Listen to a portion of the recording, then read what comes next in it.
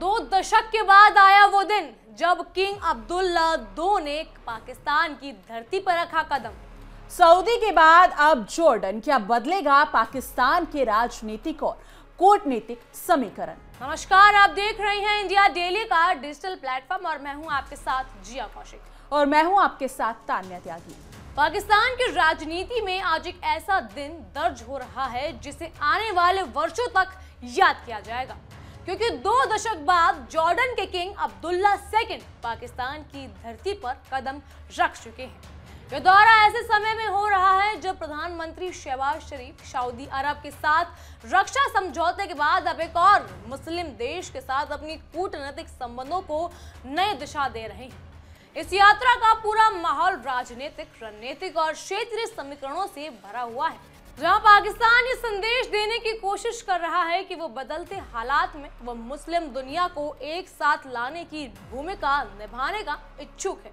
ये दौरा न सिर्फ कूटनीति का हिस्सा है बल्कि पाकिस्तान की नई विदेश नीति का भी अहम कदम माना जा रहा है।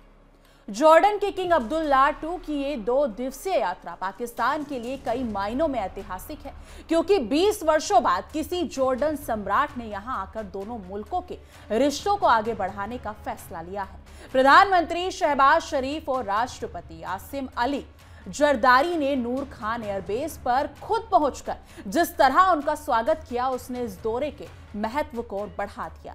पाकिस्तान एयरफोर्स के लड़ाकू विमानों द्वारा शाही विमान को एस्कॉर्ट किए जाने ने यह भी साफ कर दिया है कि इस यात्रा को पाकिस्तान बेहद सम्मान और रणनीतिक प्राथमिकता के साथ देख रहा है। यह सब दर्शाता है कि दोनों देश अपने पुराने भाईचारे को नए युग में नई मजबूती देने के लिए तैयार है। बिल्कुल तान्या, इस पूरे घटनाक्रम के बीच ये सवाल उठ रहा है कि आखिर किंग अब्दुल्ला II इस समय पाकिस्तान का दौरा क्यों कर रहे हैं। रिपोर्ट्स के अनुसार ये यात्रा प्रधानमंत्री शहबाज शरीफ के निमंत्रण पर हो रही है, लेकिन इसके पीछे कहीं ना कहीं वो बड़ा राजनीतिक संदेश भी है जो मुस्लिम देशों के बीच बढ़ते सहयोग से जुड़ा हुआ है। आखिर वो पाकिस्तान है, बिना अपने फायदे के वो कुछ भी नहीं करता। जिस तरह हाल में सऊदी अरब के साथ पाकिस्तान ने अपना रक्षा समझौता मजबूत किया, उसी क्रम में जॉर्डन के साथ बढ़ती निकटता ये संकेत देती है कि इस्लामाबाद अब सक्रिय कूटनीति की राह पर चल पड़ा है। ये यात्रा क्षेत्रीय स्थिरता, सहयोग और नए राजनीतिक समीकरणों की दिशा तय कर सकती है। बिल्कुल, इस यात्रा के दौरान राष्ट्रपति और प्रधानमंत्री से किंग अब्दुल्ला की अलग अलग मुलाकातें निर्धारित है, जिसके बाद दोनों देशों की सरकारों के बीच व्यापक स्तर पर बातचीत होगी।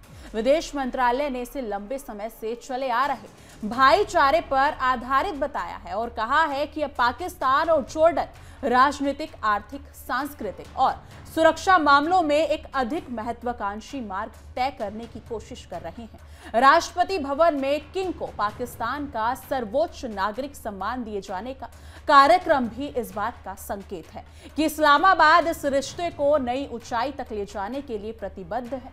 पाकिस्तान इसे एक ऐसे मोड़ के रूप में देख रहा है जहां दोनों देश भविष्य की साझा रणनीति बनाने की दिशा में आगे बढ़ रहे हैं। बिल्कुल तान्या, दोनों देशों के संबंधों की बात करें तो पाकिस्तान और जॉर्डन के बीच रक्षा क्षेत्र में पहले से मजबूत सहयोग है। जी हाँ, जिसमें वरिष्ठ सैन्य अधिकारियों का नियमित आदान प्रदान शामिल रहा है। ये दौरा उसी रक्षा कूटनीति की कड़ी माना जा रहा है जहां दोनों देश क्षेत्रीय सुरक्षा और रणनीतिक सहयोग को और मजबूती देने की दिशा में कदम बढ़ा सकते हैं। साथ ही पाकिस्तान की ये कोशिश भी साफ दिखाई देती है कि वह मुस्लिम दुनिया में अपनी भूमिका को फिर से प्रतिभाषित या हम कहें परिभाषित करना चाहता है। जिस तरह हाल ही में दोनों देशों ने सऊदी और जॉर्डन, हम बात करें दोनों देशों के साथ पाकिस्तान की गतिविधियां बढ़ी हैं, उससे ये समझा जा सकता है कि इस दौरे का रणनीतिक महत्व बहुत बड़ा है। इस्लामाबाद के अधिकारियों के अनुसार पाकिस्तान और जॉर्डन के मध्य पूर्व में अमेरिकी राष्ट्रपति डोनाल्ड ट्रंप की गाजा शांति योजना से जुड़ी चर्चाओं में भी संयुक्त रूप से हिस्सा लिया गया था, जो दोनों देशों की कूटनीतिक समझ और साझेदारी को दर्शाता है। जॉर्डन उन पहले मुस्लिम देशों में रहा है जिसने 1948 में पाकिस्तान को औपचारिक रूप से मान्यता दी थी और मौजूदा यात्रा उसी ऐतिहासिक रिश्ते की निरंतरता को दर्शाता है। पिछले साल दोनों देशों के बीच $46 मिलियन से अधिक का व्यापार हुआ और करीब 16,000 पाकिस्तानी जॉर्डन में रह रहे हैं, जो दोनों देशों के बीच जन स्तरीय संबंधों का उदाहरण है। अब इस यात्रा को इन सभी पहलुओं को और व्यापक बनाने की कोशिश के रूप में देखा जा रहा है। बिल्कुल तान्या, किंग अब्दुल्ला II की ये यात्रा सिर्फ पाकिस्तान तक सीमित नहीं है, बल्कि वो एशिया के व्यापक दौरे के तहत इस्लामाबाद पहुंचे हैं। इससे पहले वो जापान, वियतनाम, सिंगापुर और इंडोनेशिया का दौरा कर चुके हैं, जिससे ये समझ आता है कि जॉर्डन एशियाई देशों के साथ अपने राजनीतिक और आर्थिक संबंधों को मजबूत बनाने की रणनीति पर चल रहा है। इस एशियाई कूटनीति के बीच पाकिस्तान को शामिल करना ये दर्शाता है कि जॉर्डन पाकिस्तान की भूमिका को महत्वपूर्ण मानता है। हालांकि उसे पूरी दुनिया नहीं मानती, लेकिन जॉर्डन मानता है। शहबाज शरीफ सरकार के लिए ये एक बड़ा कूटनीतिक अवसर है, क्योंकि उनको सुर्खियों में रहने का तो शौक है ही, और इससे उनको सुर्खियां मिल भी रही हैं, जिससे पाकिस्तान अपनी वैश्विक छवि को और मजबूत कर सकता है और क्षेत्रीय सहयोग में अपनी सक्रियता भूमिका को स्थापित कर सकता है। इस दौरे का मकसद साफ साफ ये दिखाता है कि पाकिस्तान अपनी विदेश नीति में एक मोड़ पर है, जहां मुस्लिम देशों के साथ मिलकर राजनीतिक, आर्थिक और सुरक्षा आधार पर एक नई साझेदारी विकसित करने की कोशिश की जा रही है। शहबाज शरीफ सरकार ये दिखाना चाहती है कि वो सिर्फ घरेलू राजनीति तक सीमित नहीं है, बल्कि अंतर्राष्ट्रीय मंच पर सक्रिय कूटनीति के जरिए पाकिस्तान की स्थिति को मजबूत करने की दिशा में काम कर रही है। जॉर्डन के साथ ये बढ़ती निकटता पाकिस्तान के लिए न सिर्फ कूटनीतिक समर्थन, बल्कि आर्थिक अवसरों के नए दरवाजे खोल सकती है। इस यात्रा में जिस तरह की गर्मजोशी दिखाई गई है, उससे लगता है कि आने वाले समय में दोनों देशों के बीच संबंध और गहरे होंगे। नूर खान एयरबेस पर जिस तरह से राष्ट्रपति, प्रधानमंत्री, फर्स्ट लेडी बीबी आसिफा भुट्टो जरदारी और पाकिस्तान पीपल्स पार्टी के चेयरमैन बिलावल भुट्टो जरदारी समेत कई वरिष्ठ नेता मौजूद थे, उसने यह स्पष्ट कर दिया कि किंग अब्दुल्ला II की यह यात्रा पाकिस्तान की राजनीति में एक बड़ा प्रभाव छोड़ने वाली है। वो स्वागत किसी साधारण कूटनीतिक यात्रा का संकेत नहीं था, बल्कि पूरे पाकिस्तान की राजनीतिक नेतृत्व में मिलकर इस बड़ी घटना के रूप में प्रस्तुत किया गया। राजनीति में इस प्रकार की एकजुटता कम ही देखने को मिलती है, खासकर उस पाकिस्तान में जहां राजनीतिक ध्रुवीकरण अक्सर चर्चा में रहता है।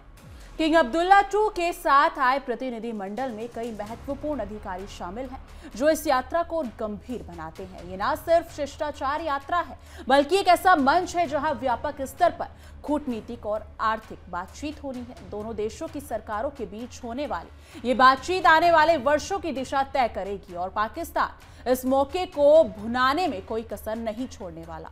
शहबाज शरीफ इसे अपनी विदेश नीति की सफलता के रूप में पेश करना चाहते हैं, और इस यात्रा से उन्हें एक मजबूत राजनीतिक संदेश देने का मौका मिल रहा है। पाकिस्तान की ओर से ये लगातार कोशिश की जा रही है कि मुस्लिम देशों के बीच आपसी रिश्तों को मजबूत किया जाए, और सऊदी अरब के साथ रक्षा समझौते के बाद जॉर्डन के साथ बढ़ता ये सहयोग इसी रणनीति का हिस्सा भी माना जा रहा है। जिस तरह से शहबाज शरीफ ने किंग अब्दुल्ला II को पाकिस्तान आने का निमंत्रण दिया और जॉर्डन ने उसे स्वीकार करते हुए इस यात्रा को प्राथमिकता दी, उससे ये समझ आता है कि दोनों देश आगे चलकर मिलकर एक नए क्षेत्रीय समीकरण तैयार कर सकते हैं। पाकिस्तान के लिए ये अपने मित्र देशों के साथ आत्मविश्वास बढ़ाने का एक बड़ा मौका है। बहरहाल इन सब पर आपकी क्या राय है, हमें कमेंट सेक्शन में जरूर बताइएगा। फिलहाल के लिए इतना ही। तमाम खबरों के लिए बने रहिए इंडिया डेली के साथ और देखते रहिए हमारी खास पेशकश तहकीकात, हर खबर की तह तक।